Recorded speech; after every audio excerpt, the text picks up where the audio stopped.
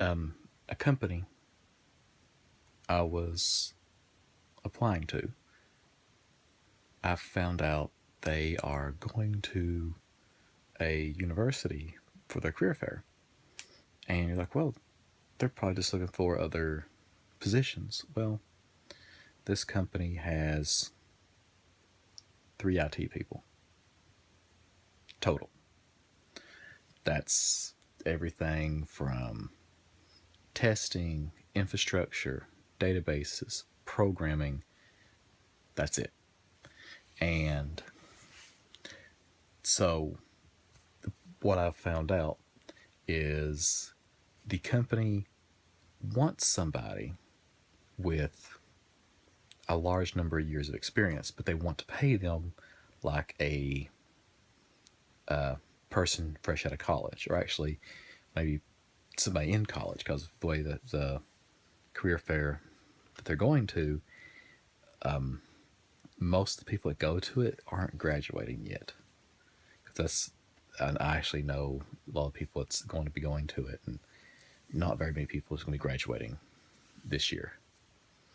So, I mean, don't get me wrong. It's great for them to, if they think they can find somebody, but the description of the stuff that they want, I feel sorry for anybody that doesn't have a lot of knowledge getting to that position, because that's going to be very difficult. But that's kind of what made me think about some random thoughts about different companies I've worked for and known people it's worked for. It's in IT, you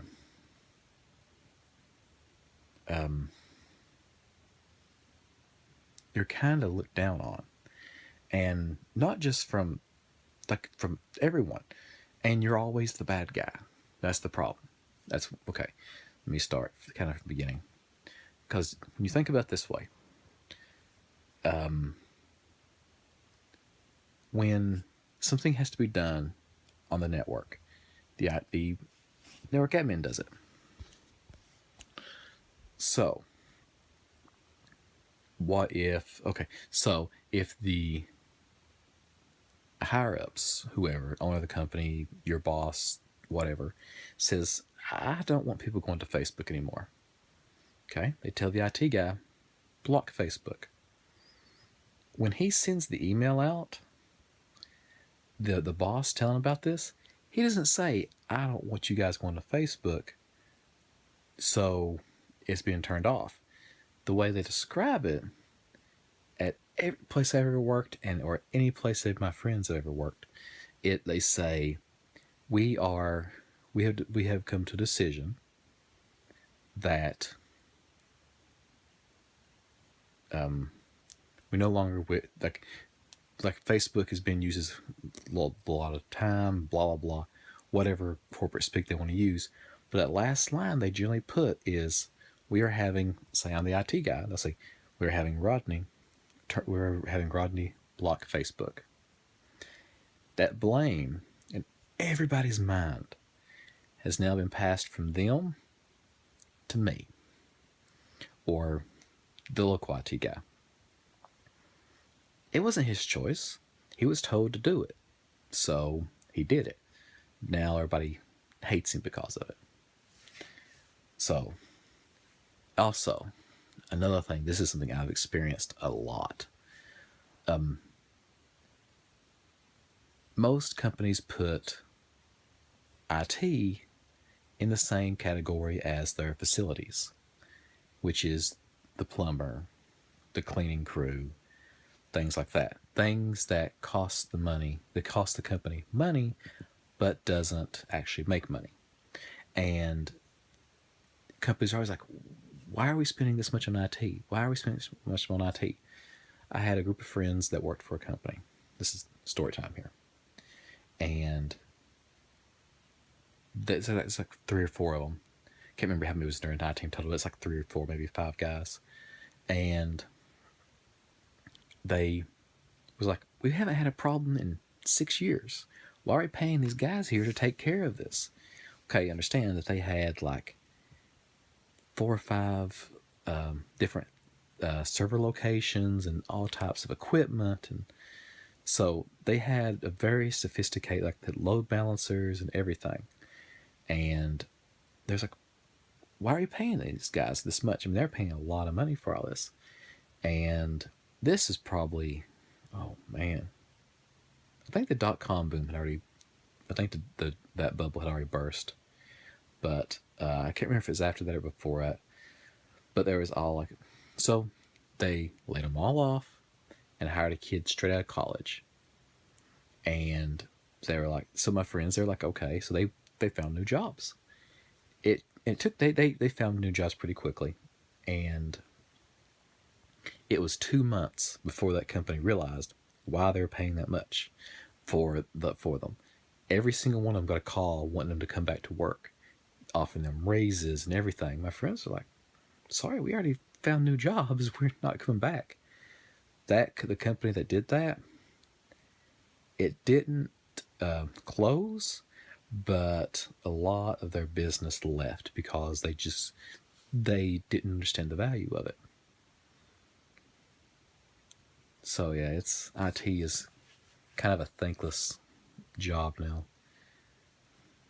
I got into it thinking it'd be one thing, and the past few jobs I've spent more time in meetings than I have anything else. And most of the meetings I shouldn't have been in. It's just that they wanted somebody from IT there to ask a question that didn't need an answer. Like, we can do this, right? It's like, I don't know. You guys haven't given me anything. I don't know the budget or anything. You just want to know, can we do blah? You can almost do anything with enough money and hardware and developers and everything. It's all comes down to how much do you want to pay? Can we do it for $10? No. Can we do it for $1 million? Probably. So, yeah. Sorry, I'm just kind of ranting right now. I've just seen so much stuff and talked to some of my friends recently about how they're getting treated and how IT is going right now. Like so much cuss cutting coming up right now that companies are like, what's costing us so much money? Oh, IT. Let's outsource that. We deal with government documents. We can't have foreign bodies touch our data. Oh, okay. Well, we'll put everything in the cloud. We can't put that in the cloud because that's storing sensitive data on other people's servers. Yeah. So, sorry. If you're not in IT or don't know a lot about this, it's most people that are in IT see these issues and probably understand this. If you're not in IT, you're kind of like, sounds like a bunch of complaining to me. Pretty much is. Like every job, there's issues in all of them. Is anybody playing Pokemon Go anymore? I really liked it when it first came out. They changed a few things. I started to not like it. And then it got very repetitive.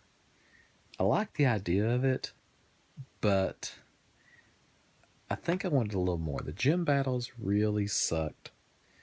And like I never paid any money into it, so I didn't get a lot of the items that a lot of people had. It's really hard for me to get out and play it actually sometimes. I know it's like really social. A lot of people are having a lot of fun with it. But me, my son, and everything, I did so, and there's nowhere close by me that actually has any of those Pokestops or anything. Yeah, it's kind of weird. I really enjoyed it. Kind of just fell off all of a sudden. I don't know. This is just some kind of thing I got in my loot crate one time. Thought it'd be kind of fun to put on. But yeah, I really enjoyed the game. Is a game that, like, the odd thing is I never liked the Pokemon game, the Pokemon portable games like the Sapphire, Ruby, and Heart of Gold, and all those. I've got a few of them. I've got Pokemon X and Y. I played it, and there's just not much story in it. I was like, I like the battle system, I like the idea of collecting all this stuff, but I like a little bit more story. Like I said before, Persona 4 is my favorite, probably my most favorite RPG of all time. I just recently picked this up, the Shinigami Tensei 4. So like lots of story. So that's the thing. I really want more meat, I guess what you would say, in my games. I know, remember when I was in college, there was this one guy, Don, that I knew, and he played Emerald, I want to say. It was on the Game Boy, and it was, I think it was a green cartridge. He was playing that, and I was like, okay, Pokemon. Like, I never watched Pokemon when I was growing up. I didn't watch Pokemon probably until I got into college. And the anime is pretty cool. I mean, don't get me wrong. It's not like the greatest thing ever, but it's pretty good. Actually, I liked Yu-Gi-Oh better. But he played it, and I was like, okay, what do you do? And he's like, oh, you just go around and collect these, and you fight this and do this. And I was like, okay, so it sounds like a typical RPG. And then he showed it to me, and I was like, okay, what's the story? And he was like, oh, you're trying to become the greatest Pokemon trainer ever. Okay. So is there conflict? He goes, oh yeah, there's this one group. I don't think it was Team Rocket. I think it was some other team. I can't remember the name of the team that was in it. And he was like, oh yeah, they show up every so often. I was like, okay, so what do you do? He's like, oh, you go around, find the Pokemon, knock it out, collect it. And I was like, oh, it sounds kind of boring. He's like, no, it's great. It's a great game. And I was like, okay. So like I found a few other people that played it and they really liked it. And they tell me about it. And I was like, okay, it still sounds very boring. So yeah, I played Pokemon X or Y, one of them. I can't remember. My wife got one and I got the other. And I played up until like after you get Snorlax, when Snorlax is blocking a road. I captured Snorlax, and then what was the part that it just drove me nuts?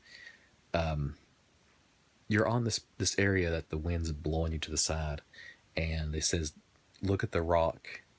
Look at the big rock, and you'll find a key or a key card or something." And I looked at it, I was like, okay, I know there's a big rock I saw. I went over, looked around it, nowhere.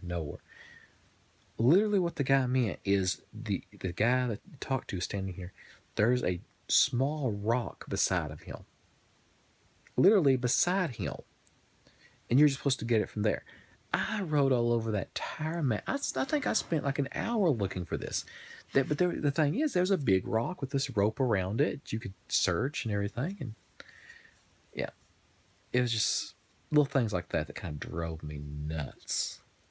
But yeah, sorry, talking about Pokemon Go and going to the Pokemon RPGs. But yeah, I liked Pokemon Go. I might try it again to see if it's changed, what's changed in it. Because I know it's supposed to be like an app for the Apple Watch here, coming out here pretty soon. When that comes out, I'll probably give it a shot. But until then, I think I'm probably done with it for a little while.